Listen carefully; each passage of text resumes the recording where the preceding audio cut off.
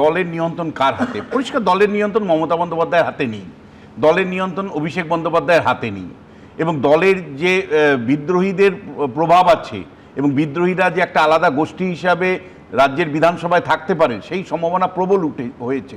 এবং সেই সাথে যদি শেষ পর্যন্ত সিন্ধে মডেল হয়, মহারাষ্ট্রের সিন্ধে মডেল, তাহলে আমি বলবো যে শেষ পর্যন্ত কিন্তু উদ্ধব ঠাকরের থেকে কিন্তু সিম্বলটা চলে গিয়েছিল। অর্থাৎ আপনার মনে থাকতে পারে যে মহারাষ্ট্রে যখন শিবসেনা বিভাজন হয় তখন উদ্ধব ঠাকরে আপ্রাণ চেষ্টা করেছিল যে সিম্বলটা রক্ষা করার জন্য, কিন্তু মমতা বন্দ্যোপাধ্যায় শেষ পর্যন্ত সিম্বলটা রাখতে পারবেন তো? ঘাটফুল চিহ্ন নিয়ে যেটা আলোচনা শুরু হলো আদতেও রাখতে পারবেন তো? যদি 2/3 মেজরিটি, মানে 52 জন মানে 2/3 মেজরিটি, মনে রাখবেন 2/3 মেজরিটি কিন্তু স্প্লিট করতে, অর্থাৎ আমাদের যে অ্যান্টি ডিফেকশন ল তা সাজেস্ট করে, অর্থাৎ দল ত্যাগ বিরোধী আইন প্রশ্রয় দেয় 2/3 মেজরিটি নিয়ে আপনি অন্য একটা গোষ্ঠী বা দল তৈরি করতে পারেন বা অরিজিনাল দল হিসাবে নিজেকে ক্লেম করতে পারেন। সেই ক্ষেত্রে কিন্তু আমি পরিষ্কার করে বলছি, আইন বলছে যে যদি 52 জন বিধায়ক যদি মানে মমতা বন্দ্যোপাধ্যায় অভিষেক বন্দ্যোপাধ্যায় বাইরে যায় তাহলে তারাই আদি তৃণমূল কংগ্রেস হবে, তারাই কিন্তু ঘাসফুল পথ পাবে। কিন্তু আমি যে প্রশ্নটা কয়েকটা রাখতে চাই যে সুমনদা, এই যে যারা ঋতব্রত সমেত যারা বিদ্রোহ করছেন তারা অভিষেক বন্দ্যোপাধ্যায়কেই কার্যত আক্রমণ করছেন, তারা অভিষেক বন্দ্যোপাধ্যায়ের বিরুদ্ধেই ক্ষোভ দেখাচ্ছেন, তিনি দলের কতটা অগণতান্ত্রিক ছিলেন সেইটাই তুলে ধরছেন।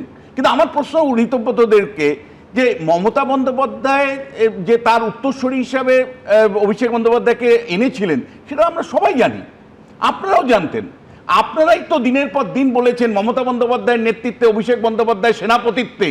আজকে সেনাপতিত্বের কথা আপনারা যখন বলেছিলেন তখন তো আপনারা মেনে নিয়েছিলেন যে মমতা বন্দ্যোপাধ্যায়ের পরবর্তী পর্যায়ে সেনাপতি হলেন অভিষেক বন্দ্যোপাধ্যায়।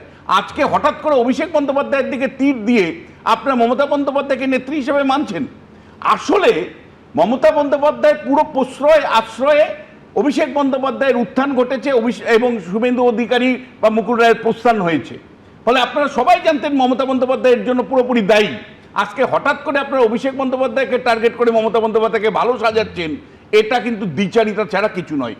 এবার প্রশ্নটা হচ্ছে এরা প্রত্যেকেই যে মানে প্রত্যেকের যে দম বন্ধ অবস্থা ছিল একেবারেই সুমন্দা না, এরা এখন বলবার চেষ্টা করছে যে তৃণমূল কংগ্রেসে যতদিন ছিলাম দম বন্ধ ছিল। 4 মে যদি রেজাল্টটা তৃণমূলের পক্ষে হতো এরা রীতিমতো মন্ত্রিসভার যাওয়ার জন্য চিৎকার করতো।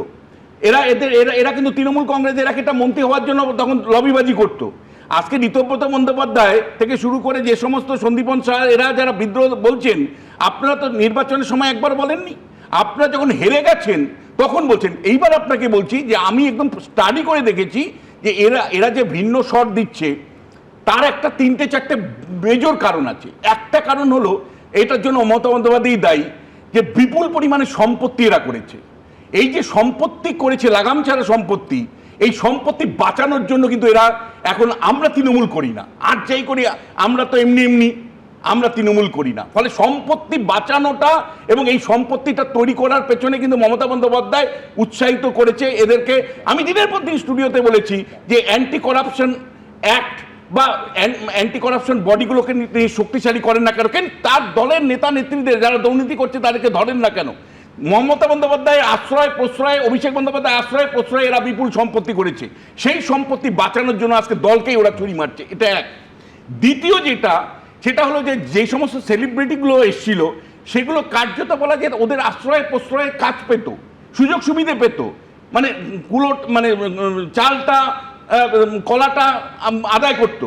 এইবার যখন দেখছে যে ভাই ক্ষমতার বৃত্তের বাইরে চলে গেছে, এদের তো দেওয়ার কিছু নেই, ফলে সেই মুহূর্তে কিন্তু এরা ভিন্ন স্বরের কথাবার্তা বলছে।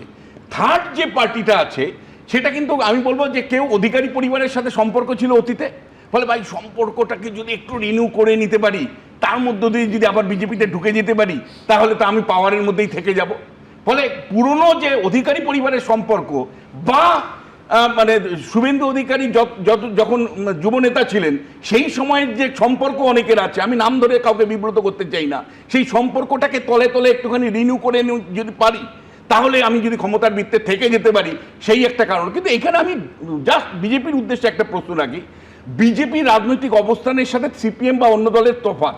অন্য রাজনৈতিক দলগুলো সুমনদা পলিটিক্যাল মানে ব্যবস্থা অর্থাৎ রাজনীতির মাধ্যমে সমাজ পরিবর্তনের কথা বলে, কিন্তু বিজেপি সমাজ পরিবর্তনের মাধ্যমে রাজনীতির কথা বলে।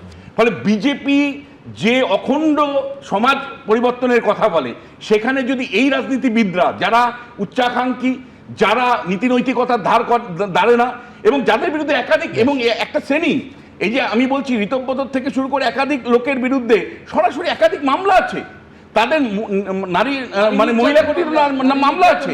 এবং তোমার মনে পড়ে গেল তো, কিন্তু এতদিন মনে পড়েনি কেন? এক সেকেন্ড, তুমি যখন টিকিট দিয়েছো মনে পড়েনি কেন? তুমি যখন মমতা বন্দ্যোপাধ্যায় যখন রাজ্যসভায় পাঠিয়েছে ঋতব্রতকে মনে পড়েনি কেন? ব্যর্থর বিষয় নয়, জালি। আমি বলছি ব্যর্থ না, এটাকে খুব খারাপ শব্দে বলে জালি। এবিপি আনন্দ, এগিয়ে থাকে, এগিয়ে রাখে।